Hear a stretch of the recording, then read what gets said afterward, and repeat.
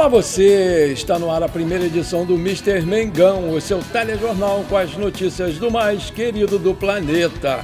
O Flamengo vai com força máxima na reta final do Campeonato Carioca? Vamos entender o planejamento do clube. Vem de longe, Fla tenta a contratação de meia prodígio do CSKA Moscou. O Flamengo se acerta com São Paulo por Marcos Antônio e fecha acordo por prioridade de compra. Vamos conhecer os próximos jogos do Flamengo nas 3 competições. Essas e outras você confere agora. Fica comigo até o final, porque aqui tem muito mais Flamengo para você. O Flamengo conseguiu se classificar no Campeonato Carioca, pegou a última vaga do Grupo B nas quartas de final e segue vivo em busca de mais um tricampeonato. Mas a pergunta que não quer calar é a seguinte: será que o Flamengo vai com força máxima nessa reta final do estadual, que vai ser intercalada com jogos do Brasileirão e da Recopa Sul-Americana? O Felipe Luiz e a diretoria do clube trataram o Carioca como um torneio de pré-temporada, começando com um time do Sub-20 e depois alternando jogadores titulares e reservas na escalação. Mesmo com o Flamengo precisando vencer o Sampaio Corrêa na última rodada para ter chances de se classificar, o Felipe Luiz poupou quase meio time: Arrascaeta, Alexandro, Rossi, Varela, Léo Ortiz, Léo Pereira. O Flamengo agora encara o Botafogo no Newton Santos pelas quartas de final no domingo e, se vencer, vai ter 2 jogos na semifinal e uma possível decisão em partida única. Caso perca para o Botafogo, vai ter que disputar a Taça Rio com os outros 3 eliminados nessa fase, nas mesmas datas e formato: 2 semifinais e uma final. Ou seja, não há folga no calendário. Mesmo assim, o Flamengo não vai abrir mão do Carioca e vai tentar conquistar o seu 40º título estadual na sua história, mas vai dar prioridade ao Brasileirão e à Recopa no aspecto físico dos jogadores. Os que estiverem mais desgastados vão ser poupados no estadual. Lembrando que o regulamento da FERJ exige a escalação da equipe principal a partir da 3ª rodada, sob pena de perder toda a cota de participação no Carioca. A do Flamengo é de R$10 milhões. Em decisão enviada aos clubes nessa semana, a federação orientou os times com, no mínimo, 7 jogadores principais, reconhecidos e sabidamente titulares. A produção coloca aí o calendário do Flamengo para os próximos jogos. Dia 10 de fevereiro contra o Vitória, pela 3ª rodada do Brasileirão, lá no Barradão, na Bahia. 15/2 contra o Botafogo pelas quartas de final do Carioca.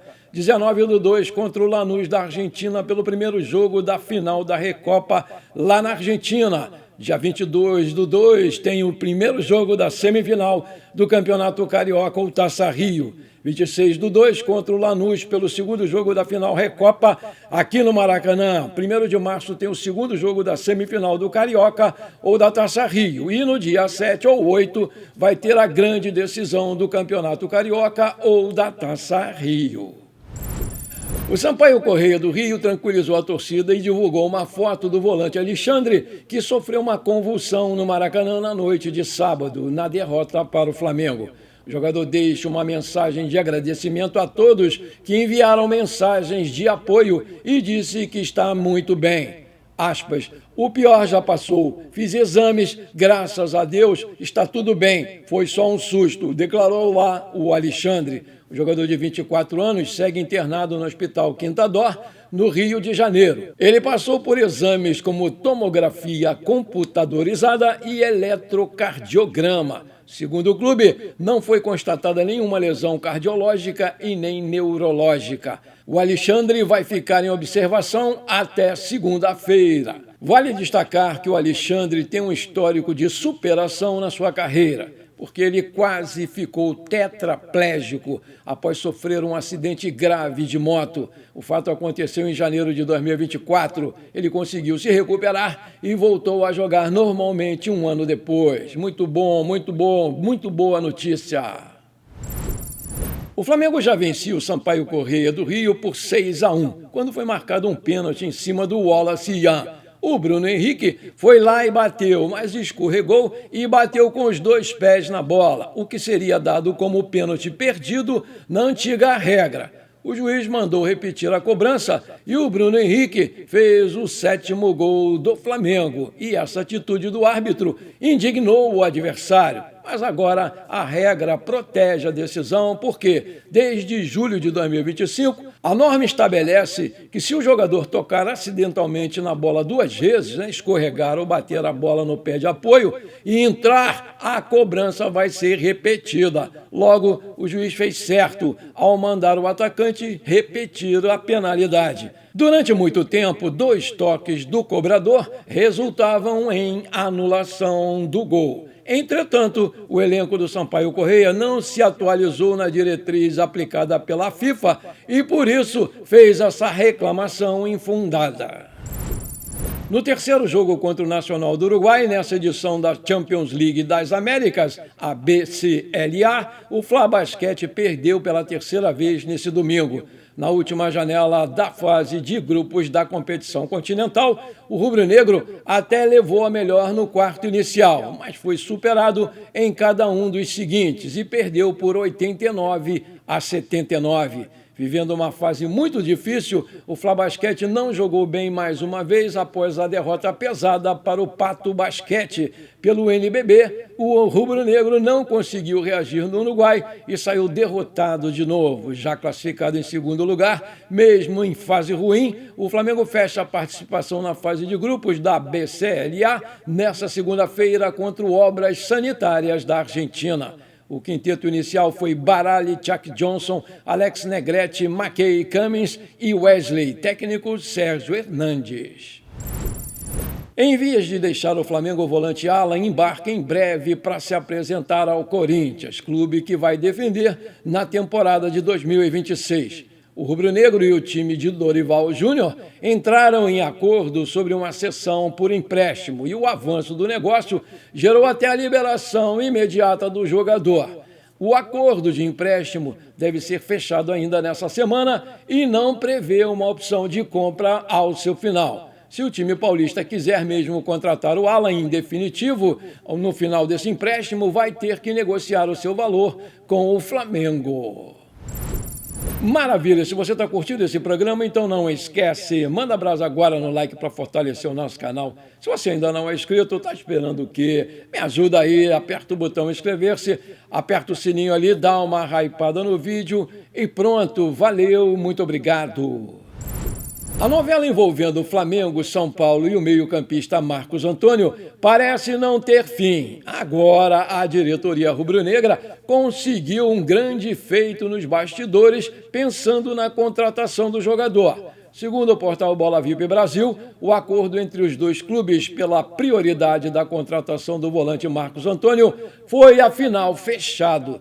Não houve nenhum papel assinado. O compromisso é o chamado Acordo de Cavalheiros e não vale apenas para a próxima janela de transferências, mas também para as seguintes. O negócio é simples porque o Flamengo vai ter o direito de cobrir qualquer proposta que chegue pelo Marcos Antônio nas próximas janelas, visto que o São Paulo decidiu não negociá-lo agora e pretende sim manter o preço do jogador em 25 milhões de euros, 155 milhões de reais na cotação atual.